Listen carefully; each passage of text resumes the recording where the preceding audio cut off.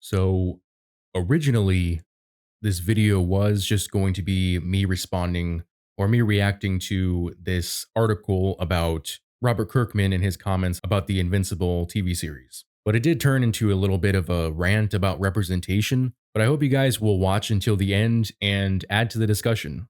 I'd love to hear your guys' opinions. So, this article from The Direct is actually talking about an interview that Invincible author Robert Kirkman did with TV Guide. Basically, it's him defending the race swaps in the Invincible TV series by kind of blaming himself. So let's get into this. So it's called Invincible TV Creator Defends Race Bending White Main Characters. And so in that interview with TV Guide, Robert Kirkman said that the real lack of diversity in the Invincible comics pushed him to prioritize representation centered around the main characters in the animated series, which is kind of funny given that he was the creator of the original comic. So he's working on the series, believing it needs representation, but he created that series. It says some fans criticize Invincible season 1 after William Clockwell's story arc about coming out as gay from the comics was cut down when the series immediately established the character as gay. I mean, they skipped through a lot and compacted other storylines, so I think that definitely wasn't one of the important ones. But this led to concern among the fan base that representation was not being pushed to the forefront in Invincible, which it shouldn't be. That's not really the point. But this changed as the show progressed. And then Invincible creator explains the importance of representation. So, in the interview with TV Guide, Invincible creator Robert Kirkman explained why they decided to race bend the show's main characters and why representation matters in the series. In the TV series, Mark Grayson is Korean American while his race is ambiguous in the comics. And see, I didn't know that. Like, watching the TV series, I didn't realize that he was supposed to be Korean because honestly, looking at him in the comics and looking at him in the TV series, there wasn't enough of a difference to me. Like now that they've pointed it out, I can see maybe like in the eyes, but I honestly just thought it was a like an artistic difference in the animation because let's be honest, the animation for season 1 wasn't great. So I thought it was just up to that. Obviously they did race swap Mark's girlfriend Amber, who was blonde white girl in the comics and is now black in the show. And then Debbie, Mark's mother, is also Korean instead of being white. And again, I mean, I guess this one was more obvious, but I didn't really like connect the dots there with Mark. So Kirkman, in his explanation about why he wants representation, he says representation is something that's been really important to us. We have to recognize that a couple of dumb white guys made this comic book in the early 2000s, and there was a real lack of diversity in that series. The hilarious part about that quote is that he's saying it as if he wasn't one of the two creators. Like he's the one who wrote this story. He co-created the designs for all of these characters. He could have made Mark and Amber and Debbie and every other character whatever he wanted. He's clowning on himself and the co-creator of Invincible to try and make a point that's just kind of going along with the mainstream like Hollywood point about representation. He says, and also with the Invincible character himself, we talked to fans at all the conventions and places we would go. Because his ethnicity was ambiguous in the comics, everyone identified with him. We would have Filipino fans come up and say, I'm so excited that you made Mark Filipino. We would have Mexican fans come up and say, we're so excited that you made Mark Mexican. I mean, look at look at this picture of Mark. There's nothing racial there's nothing racially ambiguous about how he looks. Like white people have black hair too. Again, I didn't even realize that he was supposed to be Asian in the show until I read this article because I just assumed he was a white guy like he is in the comics. I mean, like he's obviously not black. He doesn't look Filipino. He's not obviously Hispanic or Asian or anything else. He's very obviously a white dude. So I don't understand the story about Filipinos and Mexicans saying that they identify with Mark because of the way he looks. Like that doesn't make sense. I think he just made that up.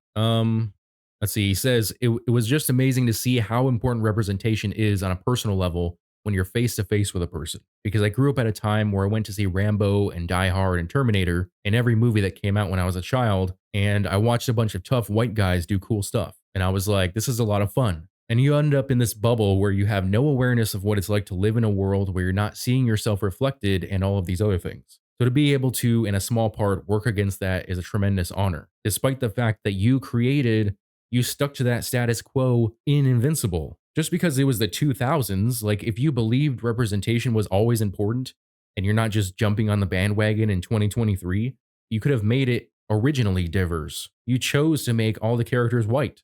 And it says this isn't the first time that Kirkman emphasized the importance of representation, with him telling Comic Book Resources in April 2021 that the concept matters in the world of superheroes. He says, I think representation matters, not to get on a soapbox or anything, except you are, especially in the world of superheroes. You don't start getting non-white superheroes regularly until the 70s, and even then through the 80s, 90s, and 2000s, they're still somewhat rare. I mean, no, they're not. If you're actually reading, like if you have a very surface level knowledge of Marvel and DC comics and even the indies, then yeah, it seems like there's no black characters or Hispanic characters or Asian characters or gay characters. But there are a lot of them. It's just they're not given attention because as the years go on and new writers attempt to create original diverse characters and expand upon the old diverse characters, they put zero effort into actually giving those characters character. They don't have personalities, they don't get story arcs. It's all superficial representation. The character is just black and they happen to do some stuff.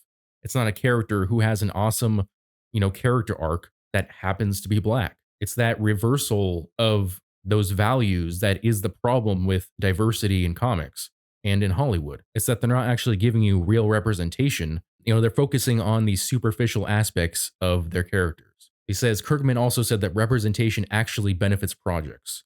Anytime something can be changed to bring more representation into it, I think it's very important because there's a tremendous amount of people out there who don't see themselves in what they consume. But it's also very important because there's an audience hungry for this stuff. It actually benefits projects. So aside from being the right thing to do, it actually helps projects these days, which is a really great thing. So he's definitely on his soapbox here. There is no doubt about that. As for the making projects more successful by not just adding more diversity, but actually changing characters, I definitely wouldn't say there's a lot of evidence for that. And he doesn't attempt to give any. The series creator then noted that Mark's race could literally be anything since it's not essential to the character, noting that it would be a responsible thing to do something with his race in the show. And in the Invincible comic, he says, there is at no point in the comic book series where we say Invincible is white. His race is more or less ambiguous, except it's not. You can see it with your own eyes. There's nothing about his race that is essential to the character. His race could literally be anything. I think because we were in that position, we decided it'd be a responsible thing to do and a really cool thing to do and do something with his race that was interesting in the animated series. And that's why we decided to go down that road. Okay, so first of all, his race definitely wasn't ambiguous. And second, this argument that race isn't essential to a character, so it doesn't matter, then why does it matter enough to change it in the first place? You see what I'm saying? Like, you can easily turn the argument the other way. Like, if race isn't essential, if it's not that important, then why do you care enough to change it in the first place? I mean, you wrote this story with the characters as they were, and you told a great story. 20 years later, you suddenly decide that you needed to change and make it more diverse. It sounds like what you really want is an attaboy for doing a palette swap of some of the characters. And then it goes on to talk about how, race bending as main characters allows fans to connect and relate with them in many ways while also pushing its story forward. I mean, race bending the characters has nothing to do with pushing the story forward. It has nothing to do with the story, as he mentioned himself.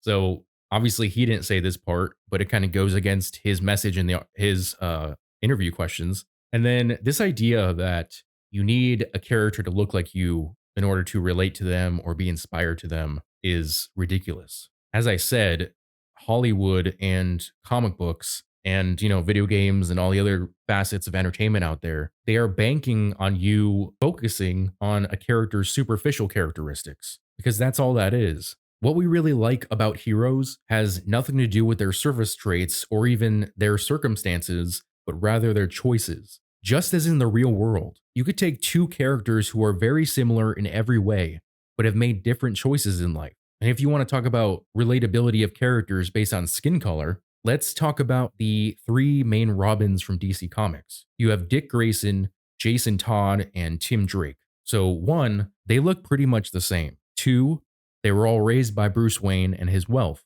And three, they were all Robins. But where did they end up? What differentiates these characters is their choices. Yes, they had different backgrounds before they came under Bruce's wing, but it's what they did after they found a home and Bruce gave them the tools to fight his war that matters. I'm going to ask you guys a simple question. Shouldn't the point of fictional stories be that they unite us? To me, the best fiction The most inspirational fiction is the kind that focuses on our commonalities, our common goals, goals like doing good, like becoming better versions of ourselves, universal values that have nothing to do with a specific ethnic trait. And I think Tolkien's work is a classic example of that. Tolkien's work is about people from very different cultures coming together in a common cause. It's not about seeing yourself in the story because that isn't the point. And I think that all great writers trust that people from all walks of life can find commonality in their stories. They don't feel the need to specifically include characters to say, hey, we have one of you, and we have one of you, and we have one of you. Look at Captain America as another example. In the film Captain America and the First Avenger, we're shown Steve's origin when he was still a skinny little guy, going to basic training with a bunch of dudes who were also white guys. They were also all bigger than him, tougher, and just as patriotic, if not more. But why was he chosen as Captain America and not them? He wasn't the logical choice. It's because of his actions, it's because of his choices. The problem with modern diverse characters, whether a new diverse character is made or whether an old character is changed to be more diverse, it doesn't really matter. Because when they do that, they're not trying to represent a person, they're trying to represent a skin color, a gender, a sexual preference. What Marvel Comics and DC Comics and Hollywood and Robert Kirkman are trying to sell you isn't a character for you to relate to, but a demographic. And I don't know when it was that Kirkman gave in to this cynical belief system that has permeated every facet of modern entertainment, but I hope as he continues to adapt his story that he doesn't lose sight of who his characters are in favor of what they are. The first season of Invincible, story-wise, was pretty good. Although I think the character of Amber definitely suffered, and it's not even because they race swapped her character, it was the strange personality changes. They made the relationship between Mark and Amber extremely toxic by the way they changed Amber's personality, not the race, which is kind of funny because if you think diversity and representation is important and you want to show that in a positive light, I don't know why they made the choice to change Amber's personality and make her a worse person. But hopefully season 2 of Invincible is still good. I hope they stick a little bit closer to the comics, not in the sense of like the race swaps, because they've already done that, just story-wise, because season 1 did kind of brush by some stuff and they compacted some of the storylines. So I'm hoping going forward that they spread it out a little more and allow the story to breathe. But let me know what you guys think in the comment section below. If you enjoyed this video, I would appreciate it if you'd hit that like and subscribe button, as well as hitting the notification bell so you never miss out on a new video. Thanks for watching.